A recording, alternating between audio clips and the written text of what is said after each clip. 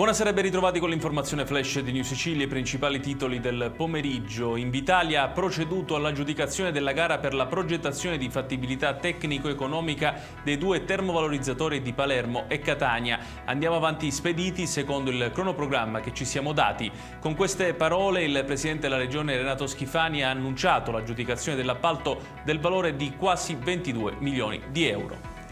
Ci sono due indagati per omicidio colposo per la morte di Simone Latorre, il ragazzo di 22 anni che lo scorso 9 agosto, mentre era su un gommone con degli amici, è finito in mare ed è stato ferito mortalmente dall'elica del mezzo.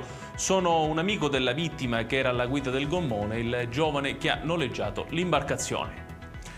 Ci hanno sparato ripetutamente addosso, queste le testimonianze di un gruppo di egiziani e somali sbarcati a Lampedusa nelle scorse ore. I migranti hanno raccontato di un attacco subito da un'imbarcazione libica poco dopo essere partiti dal porto di Zuara. Fortunatamente non ci sarebbero né vittime né feriti.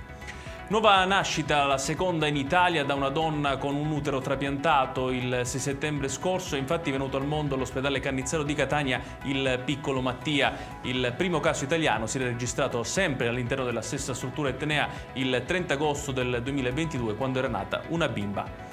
E chiudiamo con il meteo. Nonostante un'infiltrazione di aria umida che porterà un calo dell'alta pressione e dunque una maggiore presenza di nuvole, nella giornata di domani in Sicilia continuerà il clima estivo. Non sono infatti previsti rovesci, il termometro supererà quota 30 gradi su quasi tutta l'isola.